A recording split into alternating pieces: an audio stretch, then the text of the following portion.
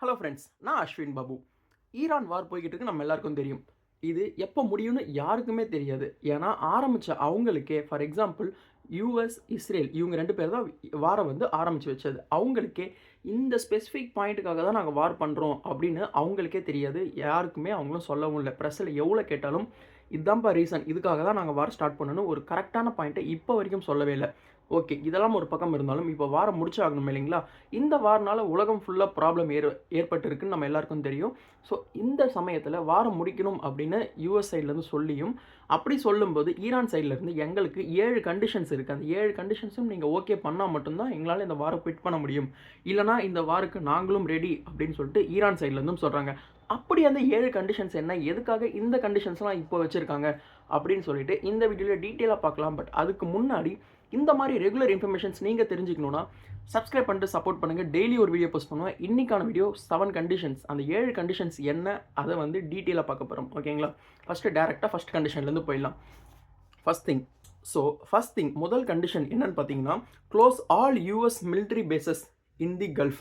கல்ஃப்ல இருக்கிற எல்லா army base இருக்கு இல்லைங்களா? ஃபார் எக்ஸாம்பிள் யுஎஸ் உடைய அங்கங்க பேஸ் வச்சிருக்காங்க. மிலிட்டரியோடைய பேஸ் வந்து எந்தெந்த இடத்துல வச்சிருக்காங்க பார்த்தீங்களா? அ குவைத்தில வச்சிருக்காங்க, பக்ரைன்ல வச்சிருக்காங்க, ஓமன், கத்தார், யுஏஇ, அப்புறம் வந்து சவுதி அரேபியா. இந்த இடத்துலலாம் வந்து இது எல்லாமே வந்து பார்த்தீங்கன்னா, ஈரான் நடுவுல இருக்கும். எல்லாமே பக்கத்துல சுத்தி இருக்கும். எதுக்காகன்னா, ஈரான வந்து ஒரு சோக் பண்றதுக்காக எல்லாருமே பக்கத்துல அந்த கல்ஃப் ரீஜியன்ல யுஎஸோட ஆர்மியோட பேஸ் இருக்கு. அது எல்லாத்தையும் குவிட் பண்ணிட்டு எல்லாருமே அவங்கவங்க ஊருக்கு கிளம்புங்க. அப்பதான் இது ஒரு ஃபர்ஸ்ட் கண்டிஷனா வைக்கிறாங்க. ஏன்னா இது வந்து இவங்களுக்கு எப்பனாலும் இன்னைக்கு ஓகே சொல்லிட்டு போனாலும் இந்த வார் முடிஞ்சாலும் இன்னும் சில வருஷங்கள்ல திரும்பி இந்த வாரம் ஸ்டார்ட் பண்றதுக்கு அவங்களுக்கு ரொம்பவே ஈஸியா இருக்கும். அது மட்டும் இல்லாம ஆல்ரெடி வார் நடந்ததால இவங்களுக்கு ஒரு ஒரு ஸ்ட்ராட்டஜி கிடைச்சிருக்கும். ஒரு ஸ்ட்ரக்சர் கிடைச்சிருக்கும். எப்படி ஈரானால அட்டாக் பண்ண முடியும்ன்ற ஸ்ட்ரக்சர் யுஎஸ்க்கு நல்லாவே தெரிஞ்சிருக்கும். ஸோ அதனால இனிமேட்டு இந்த பக்கம் எங்கேயுமே யுஎஸ் பேஸ் இருக்கக்கூடாது அப்படின்னு ஈரான் சைட்லேருந்து ஃபர்ஸ்ட் கண்டிஷனை வச்சுருக்காங்க. ஓகேங்களா? செகண்ட் கண்டிஷன் மிக முக்கியமான கண்டிஷனாக நான் பார்க்குறது, lift all sanction imposed on Iran. Second condition US வந்து ஈரான் மேலே சாங்ஷன் போட்டிருக்காங்க. ஈவன் யுஎஸ் எல்லார் மேலேயுமே சாங்ஷன் போட்டிருக்காங்க. இந்தியா, கனடா, சைனா எல்லா கண்ட்ரி மேலேயுமே யுஎஸ் சாங்ஷன் போட்டிருக்காங்க. அது மாதிரி ஈரான் மேலே போட்ட எல்லா சாங்ஷனுமே ரிலீஸ் பண்ணியே ஆகணும். அது வந்து எங்களுக்கு அந்த எக்கனாமிக்கை ரொம்ப ப்ரெஷர் பண்ணுது. எக்கனாமிக் ப்ரெஷர் ரொம்ப அதிகமாக இருக்கிறனால, அதுவும் இல்லாமல் இந்த வாரில் மிகப்பெரிய லாஸ்லாம் ஆகியிருக்கு. அதனால் எக்கனாமிக் ப்ரெஷர் இருக்கிற ஒரே காரணத்தினால எல்லா சாங்ஷனும் எல்லாத்தையுமே குவிட் பண்ணி ஆகணும். அப்போ தான் இந்த வார் குவிட் பண்ண முடியும். எதெல்லாம் சாங்ஷன் பண்ணியிருக்காங்க? மோஸ்ட்டாக வந்து பார்த்திங்கன்னா, ஆயில் அண்ட் எனர்ஜி எக்ஸ்போர்ட் பண்ணுறதுல ரொம்ப பெரிய சாங்ஷன்ஸ் நடந்திருக்கு. அது மட்டும் இல்லாமல் ஃபினான்ஷியல் அண்ட் பேங்கிங் செக்டாரில், அப்புறம் வந்து மெட்டல் எக்ஸ்போர்ட், அப்புறம் வந்து முக்கியமாக ஏவியேஷன் மிகப்பெரிய ப்ராப்ளத்தில் இருக்குது ஈரானுக்கு. ஸோ இதெல்லாம் இந்த மாதிரியான சாங்ஷன்ஸ் எல்லாமே நீங்கள் வந்து கிளியர் பண்ணி ஆகணும். அப்போ தான் வந்து எங்களுக்கு அந்த வார் குவிட் பண்ணுறதுக்கு இது செகண்ட் ரீசனாக வைக்கிறாங்க. ஓகேங்களா? நெக்ஸ்ட் இது வந்து ஒரு பண்ணுவாங்களான்னு தெரியல. மூணாவது கண்டிஷன். பட் ஆனால் அந்த கண்டிஷனை கேட்கும்போது ஒரு நியாயமாக தான் இருக்குது. ஏன்னா அந்த வார் ஸ்டார்ட் ஆனதுக்கே ஒரு நியாயமே கிடையாது. எதுக்கு இந்த வார் நடக்குதுன்னே தெரியாது. ஸோ அந்த மூணாவது கண்டிஷன் என்னன்னா, பே பே ஃபார் வார் ரிப்பேரேஷன். இந்த வாரில் நடந்த சேதங்களை சரிப்படுத்துறதுக்கு எங்களுக்கு பணத்தை நீங்கள் கொடுத்தாகணும் அப்படின்னு சொல்கிறாங்க. வாரில் எவ்வளோ பெரிய சேதம் நடந்திருக்கு. பட் ஆனால் வார் நடக்கிறதுக்கே அந்த சேதத்தை கொடுக்குறாங்க அப்படின்னா அப்புறம் எதுக்கு அவங்க வாரை நடத்தணும்? அது ஒரு கண்டிஷன், அது ஒரு பாயிண்ட் ஆஃப் வியூ இருக்குது இல்லைங்களா? பட் அப்படி இருக்கும்போது வார் எதுக்கு நடக்குதுன்னே தெரியாதனால இந்த பேயை வந்து நீங்கள் பண்ணி தான் ஆகணும் அப்படின்னு சொல்லிட்டு ஈரான் சைட்லேருந்து சொல்கிறாங்க. இவங்களுக்கு வந்து பார்த்திங்கன்னா இப்போ வரைக்கும் எவ்வளோ லாஸ் ஆகியிருக்கும்? ஒரு எக்ஸாம்பிளுக்கு பார்ப்போமே. ஃபார் எக்ஸாம்பிள் இப்போ வரைக்கும் பார்த்தீங்கன்னா இவங்களுக்கு ட்ரில்லியன்ஸ் ஆஃப் டாலர்ஸ்க்கு மேலே லாஸ் ஆகிட்டு இருக்குது. ஃபார் எக்ஸாம்பிள் சாங்ஷனுடைய லாஸ் மட்டுமே வந்து பார்த்திங்கன்னா $1.1 ட்ரில்லியன் வரைக்கும் லாஸ் ஆகியிருக்கு. அது மட்டும் இல்லாமல் வாரோட டேமேஜ் ஒவ்வொரு குறிப்பிட்ட ஃபார் எக்ஸாம்பிள் ஒவ்வொரு வாரமே இவங்களுக்கு வந்து பார்த்திங்கன்னா $500 பில்லியன் வந்து லாஸ் ஆகிக்கிட்டே இருக்குது. இப்போ வரைக்கும் 4வது வாரத்துக்கு கடந்து வந்துட்டோம். இந்த வாரம் நடந்துக்கிட்டு தான் இருக்குது. இப்போ வரைக்குமே ஒவ்வொரு வாரத்துக்கும் மேலே இவங்களுக்கு வந்து $500+ பில்லியன்ஸ் லாஸ் ஆகிட்டே இருக்குது. இது எல்லாமே ரீபே பண்ணணும்.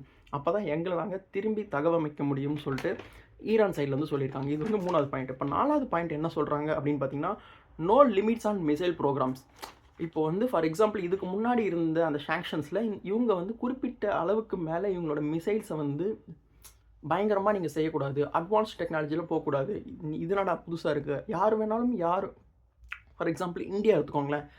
புதுசாக கண்டுபிடிச்சிக்கிட்டே இருக்கும். ஃபார் எக்ஸாம்பிள் முன்னாடி 2000 கிலோமீட்டர்ஸ் வரைக்கும் போகக்கூடிய பேலிஸ்டிக் மிசைல் நம்மகிட்ட இருந்துச்சு. பட் ஆனால் இப்போ 7000+ கிலோமீட்டர்ஸ்க்கு போகக்கூடிய அளவுக்கு பேலிஸ்டிக் மிசைல் நம்மகிட்ட இருக்குது. ஆனால் இப்போ ஈரான் கிட்ட இருக்கிறது 2000 மட்டும்தான்.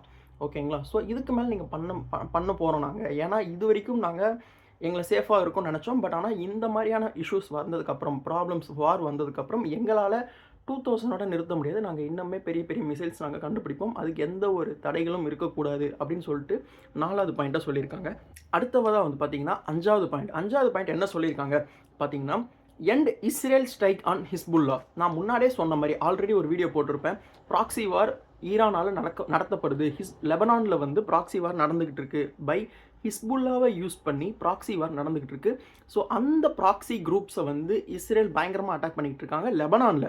ஓகேங்களா? ஸோ அதை வந்து நிறுத்தணும். இனிமேட்டு வந்து அந்த ஹிஸ்புல்லான்ற அமைப்பு மேலே இஸ்ரேல் வந்து அகைன் அட்டாக் பண்ணக்கூடாது. அதுக்கு ஒரு எண்டு பண்ணியே ஆகணும் அப்படின்னு சொல்லிட்டு அது வந்து ஒரு பாயிண்ட்டாக வைக்கிறாங்க. அதுக்கப்புறம் வந்து பார்த்திங்கன்னா new rules for state of Hamas. இது மிகவுமே ஒரு மோசமான பாயிண்ட்டாக இருந்தாலுமே கூட அவங்க சைட்லேருந்து பார்க்கும்போது நியாயமாக இருக்கும். மற்ற கண்ட்ரி சைட்லேருந்து பார்க்கும்போது என்னப்பா இதுன்ற மாதிரி இருக்கும். ஃபார் எக்ஸாம்பிள் இது என்ன ரூல் அப்படின்னு பார்த்தீங்கன்னா, அந்த சூயஸ் கால்வாய் இருக்குது இல்லைங்களா, அந்த ஒரு கால்வாய் வழியாக ஃபார் எக்ஸாம்பிள் அந்த ஸ்டேட் ஆஃப் ஹமாஸ் வழியாக இனிமேட்டு எந்த ஒரு ஷிப் வந்து இந்த பக்கம் இருந்து அந்த பக்கம் போகிறாங்க, இவங்களை கடந்து போகிறாங்க அப்படின்னா அவங்க வந்து ஃபார் எக்ஸாம்பிள் டோல் மாதிரி, நம்ம ஊரில் டோல் இருக்குது இல்லைங்களா, அந்த மாதிரி டோல் மாதிரி நீங்கள் அமௌண்ட் பே பண்ணி ஆகணும். அவங்க எவ்வளோ வேணாலும் சொல்லலாம். ஸோ அந்த ஒரு நியூ ரூல்ஸை வந்து இம்ப்ளிமெண்ட் பண்ணணும். அதுக்கு எல்லோரும் அலோவ் பண்ணணும்னு சொல்லியிருக்காங்க. இது வந்து குறிப்பிட்ட நாடுக்கு பண்ணால் ஓகே. நீங்களாம் எங்களை அடிச்சிங்க, நீங்கள் இனிமேல் போகணும் அப்படின்னா நீங்கள் டோல் பே பண்ணணும்னு சொன்னால் ஓகே. எல்லாத்துக்குமே அவங்க பே பண்ணணும். ஃபார் எக்ஸாம்பிள் இதை வந்து எப்படி நியாயப்படுத்துகிறாங்கன்னு பார்த்தீங்கன்னா, அதுக்கு முன்னாடி வந்து பார்த்திங்கன்னா எகிப்தில் வந்து சூயஸ் கால்வாய் இருக்குது. ஓகேங்களா? இது வந்து பார்த்திங்கன்னா எகிப்துன்ற நாடு என்ன பண்ணுறாங்கன்னா, அந்த சூயஸ் கெனால் வழியாக போகிற எல்லா ஷிப்புக்குமே இப்போ வரைக்கும் பேமெண்ட் வாங்கிக்கிட்டு தான் இருக்காங்க. ஸோ அது மாதிரி நாங்களும் ஸ்டேட் ஆஃப் ஹமாஸாக கிராஸ் பண்ணும்போது நீங்கள் எல்லாருமே பே பண்ணி ஆகணுன்ற ஒரு கண்டிஷனும் வைக்கிறாங்க. இது ஒரு கண்டிஷனாக தெரியுது. இதில் எந்த அளவுக்கு ப்ராப்பரான அவங்க சைட்லேருந்து பார்த்தா நியாயமாக தான் இருக்கும். பட் ஆனால் மற்ற எல்லா கண்ட்ரிக்குமே அது எப்படி பொருந்தும்? தேவையில்லாமல் ஃபார் எக்ஸாம்பிள் இந்தியா அவங்கள்ட்ட எந்த பிரச்சனையும் பண்ணல. ஸோ அப்படி இருக்கும்போது அவங்களுக்கு எதுக்கு நம்ம வந்து பே பண்ணணும் அப்படின்ற ஒரு கண்டிஷனும் இங்கே கொஸ்டின்ஸும் நம்ம சைட்லேருந்து ரைஸ் பண்ண முடியுது. அதே மாதிரி கடைசி பாயிண்ட், இப்போ 6 பாயிண்ட் பார்த்துட்டோம். கடைசி பாயிண்ட் மிக முக்கியமான பாயிண்ட். இந்த பாயிண்ட்டு எல்லோரும் அக்செப்ட் பண்ணியே ஆகணும். ஏன்னா இது வந்து அந்த அளவுக்கு ஒரு ப்ராப்பரான ஒரு பாயிண்ட். என்னென்னா, வார் ஷுட் நாட் ரீஸ்டார்ட். வார் வந்து இதுக்கப்புறம் ஸ்டார்ட் ஆகக்கூடாது. இனிமேட்டு நாங்கள் உயிர்கள் இழக்க விடமாட்டோம் அப்படின்னு சொல்லிட்டு வாரை வந்து இனிமேட்டு ஸ்டார்ட் பண்ணவே கூடாது. ப்ராப்பரான பாயிண்ட் தான். இனிமேல் நீங்கள் நடிக்கூடாது. ஏதாவது பண்ணிங்கன்னா நீங்கள் அது கொஸ்டின் ரைஸ் பண்ணலாம். ஒரு ப்ராப்ளம்ஸ் தான் நீங்கள் சாங்ஷன் பண்ணலாம். ஓகேங்களா? ஸோ அதுக்காக நீங்கள் திரும்பி வார் எதுக்கு எடுத்தாலும் அடி பண்ணுற அந்த ஒரு பாயிண்ட்டுக்கு நீங்கள் வரக்கூடாது. ஸோ வார் வந்து முற்றிலுமாக ரீஸ்டார்ட்டே ஆகக்கூடாது, குவிட் பண்ணியே ஆகணுன்ற அந்த 7வது பாயிண்ட்டோடைய ஈரான் முடிக்கிறாங்க. ஸோ இந்த 7 பாயிண்ட் உண்மையிலே நம்ம சைடு ஈவன் ஒரு 3rd பாயிண்ட் ஆஃப் வியூவிலேருந்து பார்த்தா கூடமே ஓகேவாக தான் தெரியுது. கரெக்டான பாயிண்ட்டு தானப்பா. ஒருத்தன் அடி வாங்கிட்டு இருக்கான், அவன் கேட்குறது இதுவும் தானே இருக்கும். இது தவிர வேறு அவனால் என்ன கேட்க முடியும் அப்படின்றது தான் இருக்குது. ஸோ ஓகே, பார்ப்போம். யூஎஸும் இஸ்ரேலும் இதுக்கு சம்மதிப்பாங்களா, முடிக்க மாட்டாங்களான்னு தெரியலை.